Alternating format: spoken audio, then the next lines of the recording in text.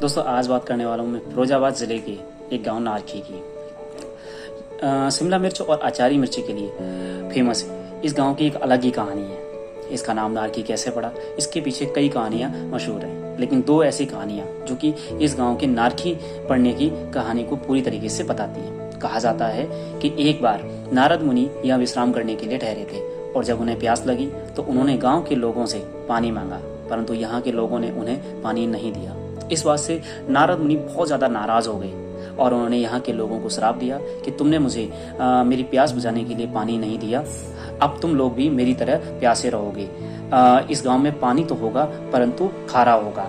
तो ये श्राप देकर जब नारद मुनि चले गए तो उसके तुरंत बाद लोगों ने पाया कि गांव के अंदर के जितने भी कुएं और पानी के स्रोत थे वो सब खारे हो गए। तब लोगों को अपनी गलती का एहसास हुआ और उन्होंने नारद मुनि की पूजा अर्चना करना आरंभ किया और उन्होंने इसके साथ ही गांव में नारद मुनि की मूर्ति स्थापित की और उसकी अर्चना करने लगे ताकि जो नारद मुनि का दिया हुआ श्राप है वो उससे उसे मुक्ति मिल सके।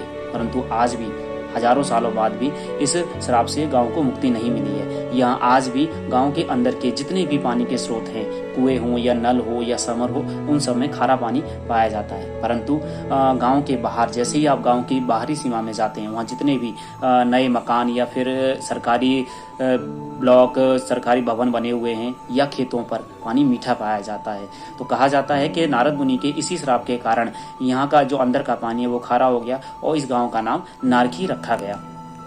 इसी के साथ साथ एक और रोचक कहानी है जो इस गांव के नाम की कहानी को बताती है। कहा जाता है कि नारखी में स्थित बनखंडेश्वर मंदिर, जो कि पहले नहीं था, जो आज जिस तरह बना है उस तरीके से मौजूद नहीं था, परंतु कहा जाता है कि वहाँ पर एक संत आए और उनके साथ एक नाहर अर्थात शेर भी था और वो जब स्नान करने के, वो हमेशा उनके साथ ही रहता था और जब वो स्नान कर रहे सिरसा नदी, जो कि नारखी गांव से लगभग 1 किलोमीटर की दूरी पर स्थित थी, उस समय उसका आकार बहुत ज़्यादा था, परंतु आज ये नदी लगभग मिट सी गई है। उसकी आकृति एक नाले में तब्दील हो गई है, परंतु आज भी यह नदी देखने को मिलती है जो कि नारखी से लगभग 1 किलोमीटर की दूरी पर स्थित है।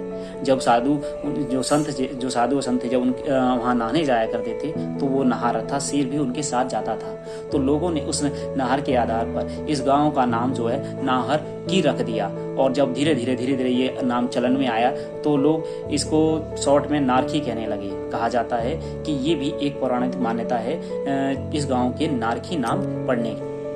और नारद मुनि का मंदिर और मनखंडेश्वर मंदिर आज भी नारखी में मौजूद हैं और अब तो इनका निर्माण और भी हो गया है और इन दोनों मंदिरों पर आए दिन कोई ना कोई धार्मिक प्रोग्राम होता रहता है। परंतु बनखंडेश्वर मंदिर के बारे में एक कहा जाता है कि 30-40 साल पहले तक लोग यहाँ जाने से डरते थे, क्योंकि यहाँ कहा जाता है कि लगभग 33 ऋषियों की समाधियां यहाँ मौजूद है। परंतु मध्य प्रदेश के भिंड जिले के जो सांसद रह चुके हैं स्वामी योगानंद सरस्वती, जब वो यहाँ आए तो उन्होंने यहाँ पर जो है उस मंदिर के परिसर का निर्माण करवाया और यहाँ देवी देवताओं की मूर्तियों की स्थापना करी तथा कई सालों तक उन्होंने यहाँ रह करके देवी देवताओं के परिसर में रह करके सेवा की और तब से लोग इन मंदिरों में जाने लगे।